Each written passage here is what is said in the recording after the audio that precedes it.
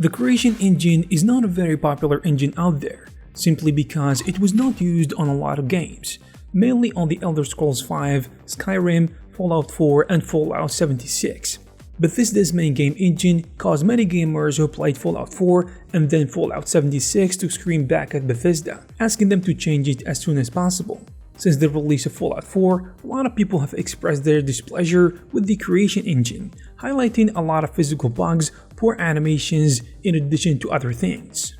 In one of the interviews with GameStar, Todd Howard, the creator and director of Fallout 4, said the engine uses a new renderer, a new lighting system, and another system for landscape generation, and for Starfield even more of it, and this is the case for Elder Scrolls 6, which is in the making. The Creation engine allows us to create worlds really fast, and the modders know it very well. There are some elementary ways to create out games, and that will continue because he said that lets us be efficient, and we think it works best this way.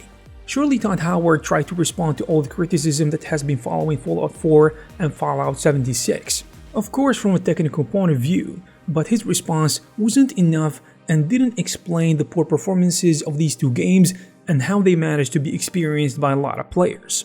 And Todd's words clearly show us that Bethesda Studios are tied to a strict schedule that they do not want to miss. That's why they didn't want to change the overhaul and the whole engine. Instead, they are trying to upgrade it for every new game. Other pundits and analysts, however, explain this continuous use of the Creation engine differently. They state that blaming Bethesda's game engine is misguided, however, because the word engine itself is a misnomer. An engine isn't a single program or a piece of technology. It is a collection of software and tools that they are changing constantly.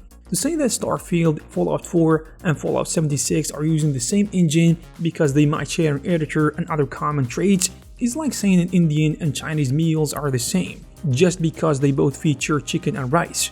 What we see on the outside, like a game's graphical style, its animation system and its physics, can be changed in all sorts of ways without switching to a new engine.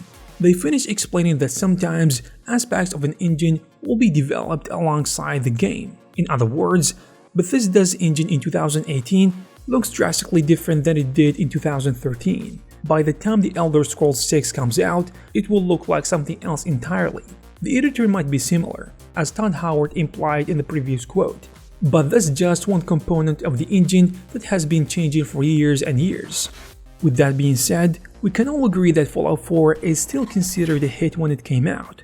It's amazing to think it has only been a year since you first heard about Fallout 4 at this very event.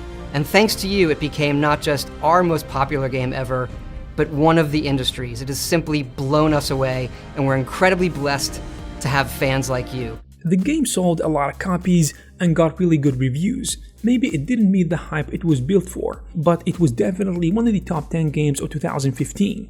The lighting inside the game was physically accurate and did an amazing job of delivering the ambient that Bethesda was aiming for. The textures were not superb, but they were well made and detailed, especially when it comes to characters and their style inside Fallout 4.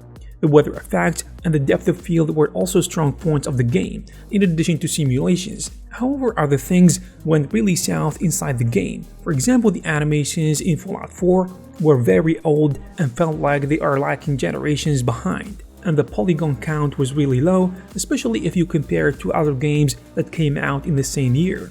Games such as The Witcher 3 Wild Hunt. On top of that, players just could not take it when so many bugs that existed in the game took so much time before they were properly patched and fixed. Unfortunately, all these problems happened in the first place because the studio did not upgrade properly the Creation engine. Finally, let us agree that saying the Creation engine is a bad engine that doesn't deliver good quality games is not true. And we can adhere to that conclusion just by seeing how amazing did the Elder Scrolls Skyrim, especially when it was released. Definitely one of the most amazing and legendary games of its generation, but Bethesda Studios should have definitely upgraded the engine further for the release of Fallout 4 and especially Fallout 76 in order to compete with other technologies that came out around the same time. And we hope that the Creation Engine 2 that is being used for developing Starfield is gonna be as amazing as we expect it to be. I hope you found this video informative. If you did, please give it a thumbs up and subscribe to our channel. You can also check some of our previous videos similar to this one. Thank you very much for watching, and I'll see you in the next one.